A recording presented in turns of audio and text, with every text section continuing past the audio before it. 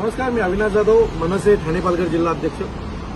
काल मी माझ्या ठाणे आणि पालघर जिल्हाध्यक्ष पदाचा राजीनामा दिला होता आणि तो देण्याच्या मागचं माझं उद्दिष्ट असं होतं की ठाण्यात मनसे ठाणे पालघरमध्ये एकही आम्ही जागा निवडून आणली नव्हती आणि त्याची नैतिक जबाबदारी माझी आहे, तो म्हणून मी तो राजीनामा दिला होता।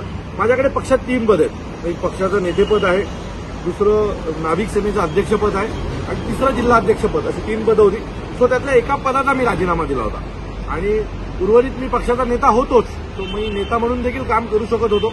परंतु आज सकाळी मला सन्माननीय राजसाहेबांनी बोलवलं होतं आणि सन्माननीय साहेबांनी मला पुन्हा आदेश दिलेला आहे की ठाणे आणि पालघर या दोन्ही जिल्ह्याची जबाबदारी तुझी आहे, तुला जिल्हाध्यक्ष म्हणून तिथे काम करायचं। मी याच्या आधीही सन्माननीय राजसाहेबांच्या प्रत्येक आदेशाचं पालन केलं, आयुष्यात पुढे देखील सन्माननीय राजसाहेबांच्या सर्व आदेशाचं पालन करणार आहे आणि आज देखील साहेबांनी जो मला आदेश दिला त्याचं मी पालन करणार आहे। सन्माननीय राजसाहेबांनी मला राजीनामा हा वगैरे असं काही नसतं, असं साहेबांचं वाक्य होतं।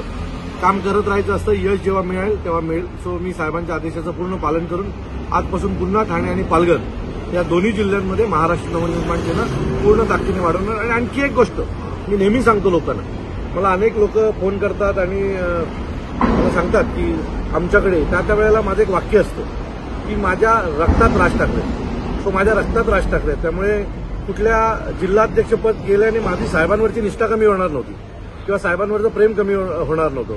मी नेते म्हणून किंवा नाविक सेनेचा अध्यक्ष म्हणून किंवा महाराष्ट्र सैनिक म्हणून त्याच जोशात काम करणार होतो।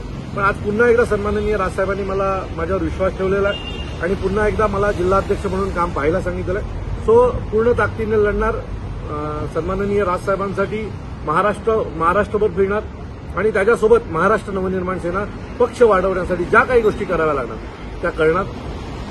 ज्या महाराष्ट्र सैनिकांनी काल दिवसभर सोशल मीडियावर असतील, मला फोनच्या माध्यमातून असतील, राजीनामा देऊ नका वगैरे जे सांगितले होते किंवा मी त्यांच्यासोबत राहिलो पाहिजे अशी प्रत्येकाची उत्तर, त्या सर्व महाराष्ट्र सैनिकांचे मी मनापासून आभार मानतो। माझ्या पक्षातल्या अनेक नेत्यांचे मी आभार मानतो की ज्यांनी ही सगळी घटना घडल्याच्या नंतर ताबडतोब मला फोन करून तू एकटा नाहीस, तर आम्ही सगळे जबाबदार आहोत, आपण सगळे एकत्र राहिलो पाहिजे आणि सन्माननीय राजसाहेबांची ताकद वाढवली पाहिजे अशी प्रत्येकाची इच्छा होती, माझीही इच्छा तीच आहे।